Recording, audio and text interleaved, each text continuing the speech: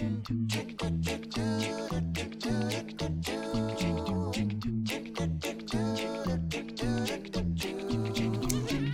friends, we're back today for another video with our friends Matt Lewis, aka Mattawoosh, and Paul Gardner, aka Fake Nina.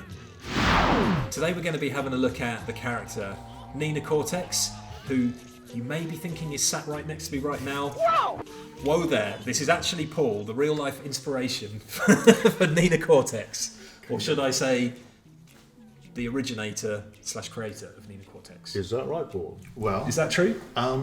So at the very beginning of Traveller's Tales Oxford working on Crash Bandicoot, we were asked to pitch a racing game.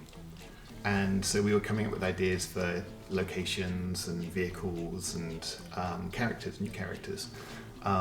And I was working with an artist called Duke Mighton, and we worked next door to a bakery.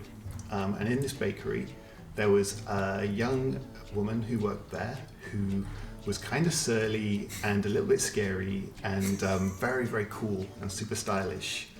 And she kind of had this very cool sort of distinctive hairstyle and attitude. And I think that was kind of an inspiration that Duke took for this design. And he came up with this character that would be Dr. Cortex's niece / daughter, called Nina Cortex. Do we know who this fabled bakery worker was? It was in a bakery in Summertown in Oxford. Right next to the office, yeah, right next to the office. And she was never heard of again. Well, maybe she's a Crash Bandicoot fan, so if she is... Let's hope not.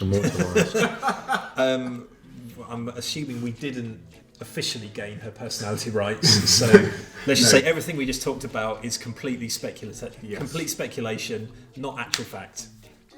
Let's move on before we get sued out of existence. And so this piece of concept art is actually the only piece that Duke drew of her, but it had so much personality and style and attitude that everybody really responded to it, and I just really loved the character. But I loved the character so much that the racing game kind of didn't go anywhere at that point, and then we moved on to Crash Evolution, and so kind of forgot about Nina Cortex for a bit. Yeah, but she was always kind of lurking there. And then as we were moving from Crash Evolution to Twinsanity, there'd been a character in Evolution called Foofy who gave Crash all these swinging abilities. Bringing back bad memories. Yeah, no, not bad memories, but just memories. And so we had these certain of Foofy's mechanics kind of didn't really work, but there was a very cool one he had, gave to Crash, which was a wall jump where he would hook onto this stuff called Chi-Chi grass. Chi-Chi grass. Yeah, it's growing all over the levels. Yeah, and it meant that he could then reel Crash into the wall, and Crash would leap off the wall and up to a higher height. And so we were kind of thinking, well, Nina has these mechanical hands in the drawing, these kind of steel trap hands. Maybe we could incorporate that mechanic into this new character, Nina. So she had mechanical hands right from the beginning? Yeah, you can see here. What was the... That's what I noticed, actually. It's kind of funny, because you wouldn't imagine that mechanical hands is going to have much gameplay value in a racing game. Sure. But it just kind of fit really well, and I really loved the character, and it was sort of another person to be on Cortex's side in a way, that kind of balanced out, because Coco at the time was a playable character. So were we thinking... We weren't thinking about Nina for Crash Evolution at all, were we? It's only when we rebooted and then we're temporarily called Crash Unlimited. Yeah, so around start of 2003 there. Yeah, we still got the Crash Bandicoot Evolution logo here. That's right. So you've got red hair here as well, Paul? Yeah, so I was sort of trying to pitch this idea of using her.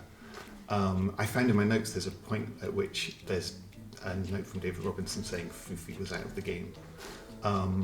And so I was trying to pitch her, and I thought probably the best thing to do was just to build a model of her so that people would see, how she fit in context to the lineup. So I took, you can probably see it's Cortex's body, but I scaled the boots up and I shortened the lab coat so it's kind of a little more like a dress. Lab coat, but Paul, from this image, I can see that she's gained employment as a barber. It's a common misconception, confusion. I see you found employment as a barber. I'm an evil scientist. And yeah, so and I just modelled her head and gave her red hair, which is kind of reminiscent of inspiration. I just realised, like, you can't see that N on the chest on Cortex because he's stooping over. Yeah, that's right. Yeah. So she's lost her kind of metal hands at this point. Is that conscious or is that just? Or that they just hadn't been built by then. I could do the head, but yeah. So this was just using what was there. And then the next one, she's got goggles on. The one back of it. That one, Was that just? That was just a kind of. I think you were subconsciously influenced by Jack and Daxter there, because as we know, Jack is a kind of elf-like thing that wears goggles. Yes. And you were also saying about the eyebrows, he had to remove them or colour them in white. Yeah, that's right. So it worked really well in the character design, but for some reason when I was trying to do it in the model, and it might just be kind of a limitation of me modelling, but it made her look kind of too much like a boy, I suppose. And so something about sort of still having the form of the eyebrows, so she's kind of got this pronounced sort of brow ridge. It just kind of worked, and so people seem to really like her, and responded well to her as a character. Cool. And so the decision was made that she would be a character in the game. And there's a final version there. Yeah, and the hairstyle, Paul. You definitely had that exact hairstyle back at that point. And I don't know if that was in parallel to the mysterious baker that we were talking about, right? Or whether I was inspired by her as well. But Paul, were you this mysterious baker? Is that why you got fake Nina as your kind of your name? Yeah, because of well, it was Chris Abdul-Messiah who built Nina. Yeah, and you can see he's done some really nice things to kind of she's a little bit kind of sort of slimmer in the face. Right, sure. He's just done lots of really nice refinements that make her work really well. Okay, yeah. And obviously Duke had only ever drawn her from the chest up, so Chris had to figure out what was the rest of her style. And you said Chris did a mock-up of you as, if we can find the image, we'll put it up on the screen as well. Yeah, it was kind of a birthday thing. He did a mock-up of Nina giving me a hug, I think it was, but he just used Nina's model and switched the texture colours on the texture, and I was like, because I used to wear clips in my hair because it was unruly. What's the story behind the metal arms then? You mentioned it earlier. Oh yeah, so it's interesting because no hands. As she appeared in other games later, she kind of became more of a distinctly evil character. But I was kind of thinking, so she was introduced in the Academy of Evil, and I was thinking if she was sent to the Academy, then she's not necessarily good at being evil. And so she's there to learn how to be evil, and a disappointed uncle has sent her there. And he says when he introduces her, I've made a few modifications. And so one of those was in the backstory that I'd kind of written that she had loved cute animals and she loved to pet them and play with them. And that Cortex couldn't stand this, and so he replaced her hands with these steel traps, so that if she tried to pet animals, she would crush them to death. That's pretty dark. Are we making a kids game here? Did that make it into the? Was that part of the narrative in the game? I can't remember that. It's no, I don't think it is, because the idea was that because we needed something. Obviously, she couldn't just grab anywhere. So we'll talk about that. Yeah, the animal stuff in a bit. Yeah. Fufi had this kind of chichi grass to hook onto, and I was thinking if we kind of established she loved animals, then it could be that she's grabbing onto, birds and squirrels and things that are attached to the level. And maybe their eyes would bulge out when she grabbed them. And then she would swing them. Cool. Oh, wow. And so it's kind of a way of incorporating her design and gameplay into her backstory. Cool, yeah. And here are some of the moves. You said she skips as a regular run cycle. So originally, this animation she had, which was where it says run, that was actually Crash's original run cycle that our animator Terry had done, and it was a really, really nice animation, but it sort of didn't fit the craziness of Crash and what we were kind of trying to express with his personality. So Simon Jakes had animated a new one, and so I used Crash's old run for Nina, and then you just managed to map that animation onto the different skeleton, because they all had the same rig.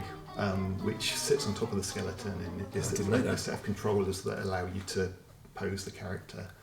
So because they're all set up the same, you could copy with bipedal characters. You could copy animations between them. Yeah. And then Nicola, who was our lead animator, she did this really lovely skip which fit Nina's personality a lot better, and so we transitioned to using that as a run. But that run animation does appear in a cutscene in the school. Nina turns and sees an ant, and then she runs away from it. Right. Oh right. So in the game, she doesn't run; she skips. She skips everywhere. Yeah. Interesting. Whoops. So that in the cutscene it's the Terry run.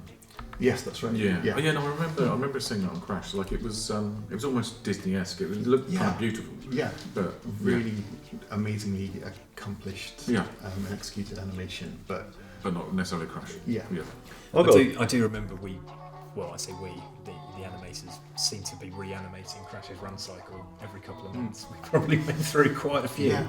And I'd actually done some at the beginning when Jackie and Jonathan Darby were building Crash, and I was rigging it. I was doing run cycles to make sure that he could do them, and I actually tried. We had some files from Naughty Dog which were given to us by Universal, and we had Crash's run from Crash 2, and I tried literally just mapping it onto our Crash, and it just didn't work because of the kind of fidelity jump. Yeah. Like the character looked a lot more detailed, and the run was kind of consistent with the detail of the PlayStation 1 model. So it was like a really ongoing iteration through the whole course of the game. I do like our main characters, the way they're modelled. Like you kind of see them. Yeah. It's not. They're really nice, aren't they? They're not as high tech as like the more recent Crash games. They're not as stylised, but They've got personality. They've got a lot of personality. Yeah. I've got a quick question about this. So these came from like a slideshow presentation or something. Yeah. But the date, it's just interesting. That October 2003, and then it's got Crash Bandicoot Twinsanity. I don't know. We didn't come up with Twinsanity till well after that date. So what happened there? Did it just update automatically with the new title or something? No, I think it was probably that we updated the presentation, but not the Not date. the date at the bottom. Yeah, Yeah. cool. That makes sense. Yeah, awesome. Just a little bit of geeky thing. Yeah, cool. In case we don't forget, Keith, who was it who came up with the name? Oh, we've done that. Twinsanity. We've talked about that. His already. name is Keith Webb. Yeah, we talked about it so many times. Yeah. Cool. And yeah, this is the wall jump, but there's the example of her reaching for the animal, and that was that chameleon. Was that who built that? Do you know? Did that? Because that's not in the game, is it? The No, little I think chameleon. it's already in. I think you drew. Did you draw? I drew. Yeah. After this, we got some examples of it, but yeah. I didn't build it, so Right. I'm not sure who did. Okay, cool. And then the cat. Just go back. Yeah, these weren't in the game. Is that right? No, Yeah. they didn't. And she hasn't got a big punch either, has she? She does. Does she? Yeah.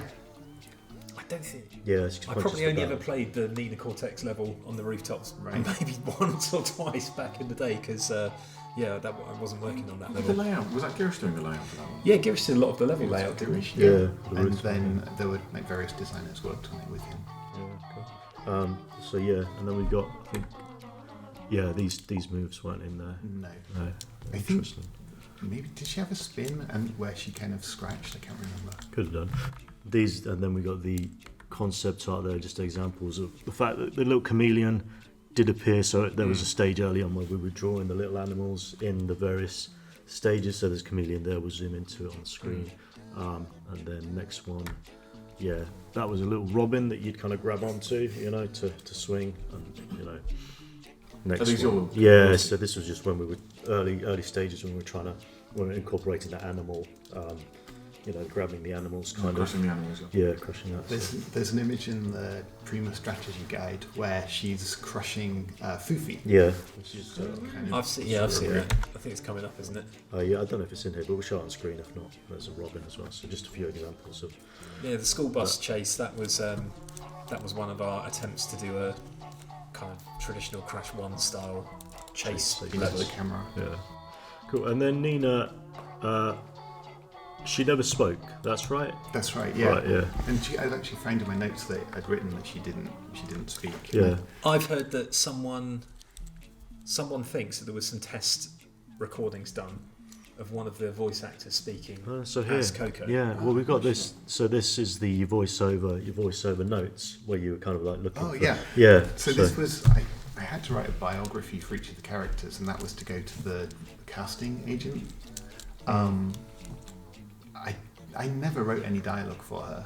I think the only vocalization she has in the game is that she kind of goes, "Huh?" at the end when Crash gets transported into Cortex's brain-ovial hyperbarium, and it's a real thing.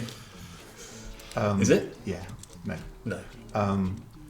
And so maybe I just wrote it because of that one moment. Right. I'm sure I've heard. I might be completely hallucinating, but I'm sure I've heard some voice lines of someone speaking as Nina. Later maybe on, from later another games, game? later games. Yeah, She speaks in later. She Alright, speaks in everything after. And here's some Right. examples. Yeah.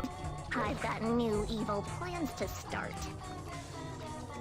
So when we were working on Twinsanity towards the end, I remember, I think it was me, I could be wrong, but picking up a magazine of maybe Game Informer or something like that, an American magazine, and suddenly there was a screenshot of a new Crash Bandicoot Game Boy Advance game, and in the screenshot there was a picture of Nina, and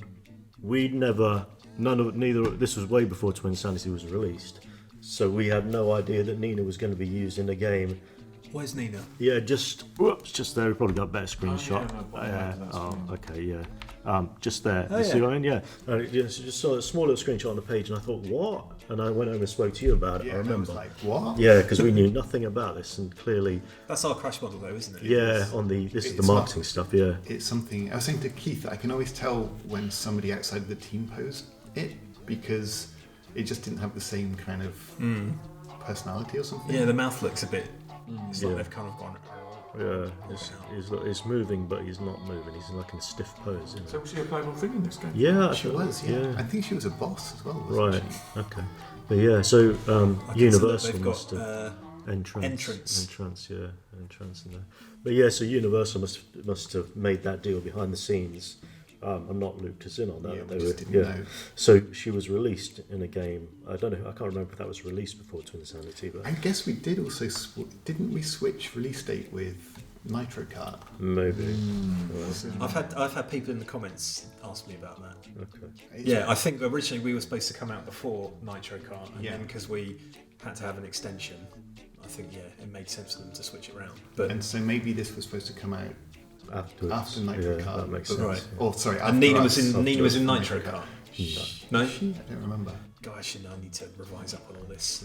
She's in the second racing game after, or the third, I guess, but the one that comes after Nitro Kart. Cool. And there's just a few other screenshots of her in there. Tiny little screenshots. Yeah.